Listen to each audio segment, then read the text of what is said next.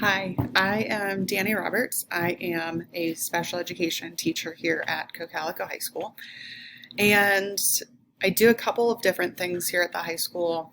One being a teacher in the Resource Center where we help students with tests, quizzes, and just to learn the material, maybe even reteach based off of what their teacher has taught. If a student is confused, we can help them out with understanding. We are also able to modify and accommodate assignments as necessary when a student is overwhelmed or the project is just too large to handle.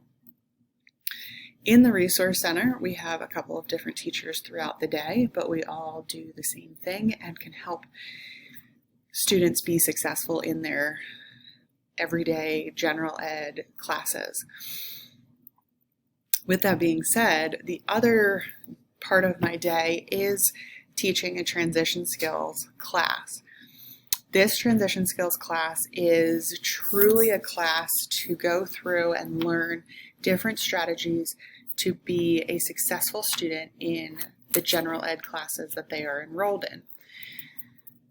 The hope that I have is that these skills are skills that students can then generalize to life beyond high school. So skills like organization and time management and self-advocacy will all be beneficial in the real world with jobs, working with people, as well as just even paying your own bills on time, things like that. So there are a couple things that I wanted to review with you about transition skills. What you see here in front of you is a syllabus that I have gone over with the students at the beginning of class so they understand what I am expecting of them. This is a small class. We only have 8 students if everyone here is here. So there is ample amount of time to talk with one another, have good discussion about what we are struggling with in classes, what can we do to make it a better experience in different classes, and then we also have time to talk one-on-one. So I can talk specifically with a student if they are struggling and don't want to talk about it in the large discussion with the class. So on our syllabus, there is a quick overview of the class, and it truly just overviews what we try to cover. So again, those are communication skills, study strategies. Right now we are talking about testing strategies and what can they do during tests to be successful on those tests, and even to manage anxiety and stress during tests and in class is really beneficial for our students. This class specifically requires students to look at their own self-reflection. With that being said, this can be a very uncomfortable class for some students because they've never been asked to delve deep into why do they not complete assignments, or why are they uncomfortable with this type of teacher, or why they're comfortable in certain parts of a classroom rather than able to sit anywhere.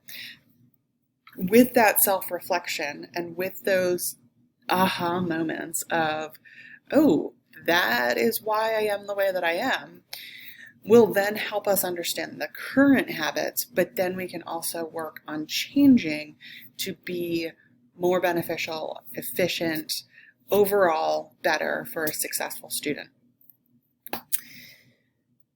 I currently also work with students in general ed classes that they are currently enrolled in, which means that they are able to bring in their assignments, homework, projects, essays, things that they are struggling with, either with timing and time management and organization, or just understanding what the directions are and what the teacher expectations are. So with that, some students use the time wisely in getting their work done, Sometimes we have about 20-25 minutes of work time where I can check in with each student. We do grade checks every Friday, so then that way I know that they know where they stand with their grades, with their teachers, and what they have to get done. If there are steps moving forward to better understand that grade, like checking in with that general ed teacher, I will help students formulate a Schoology message or an email or even a quick note card of bullet points that they want to talk to them about face-to-face later in the day. So it's all wrapped up into one class. So within this class, my biggest expectation for students is to truly be kind to one another. With the lack of collaboration and camaraderie in the last few years, we are struggling with just respecting one another. So we discuss respect and being kind to one another in this class, so then that way everybody has that safe place to share what they're thinking. It's okay to get answers wrong. It's okay to make mistakes. And this class right now that I have has done a tremendous job with that. And they are learning truly to respect the different perspectives that we have within this class. So within our grades, I have a couple of different things that are pretty consistent throughout the semester. We are writing journals each week, and they will get grades for that. Their journal actually, the prompts range from how do you feel about the end of the first marking period ending in 2 weeks to name 3 executive functioning categories and explain one of them and how it is engaged in your life currently. So I would say about 75% of our journal prompts are based on content that we are learning in class. And then the other 25% is gauging where we stand individually with what's upcoming or currently happening with our grades, assignments, teachers, things like that. I am always willing to accept late work. I just want to be able to communicate with that student and, of course, their guardian if need be. A lot of the work and larger assignments that I ask students to complete will be in class because I want it to be supported. So we will all be a part of the work time in class to get farther prior to going home that day. I do use technology in Schoology a couple of times throughout the semester just to put some links up, articles, videos that are relevant to the content. If there is anything like an assignment within Schoology, those dates will line up with the gradebook dates that you will see in PowerSchool. We are constantly practicing these skills, so I am always telling students to remember that we are practicing and we do not have to be perfect the first time. So really, when I ask students to be present and here and part of class, that's all I'm asking is I want students to feel ready to try new things, learn about the different strategies that we're learning. In the last few days, as we have talked about testing strategies, we have started to practice like highlighting keywords in large passages, things like that. All I want them to do is try. And of course, whenever I kind of go over this, I just want communication with our students. I am okay with people being confused, frustrated, lost, but I don't want anybody to stay that way. There are many different avenues I can go with this to help students be successful, be comfortable, build confidence, and get better at school. So then that way it's not such a frustration.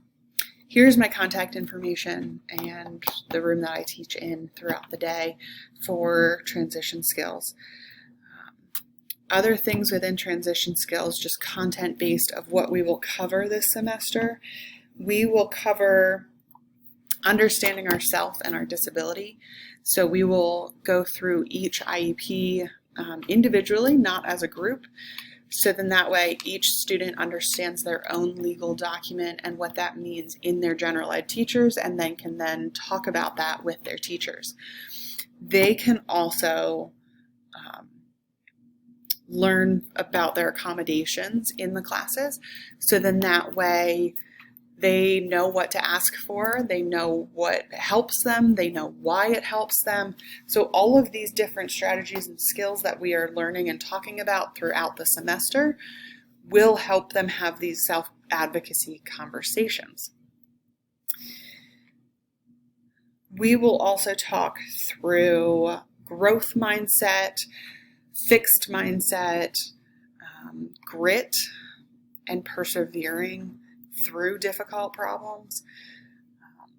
The class is set up in a way that when we do get frustrated and confused or lost, and we have multiple people at that point of we need to push through with perseverance, I have the class do rotation, so then that way I can work with 2 or 3 students at a time and then rotate.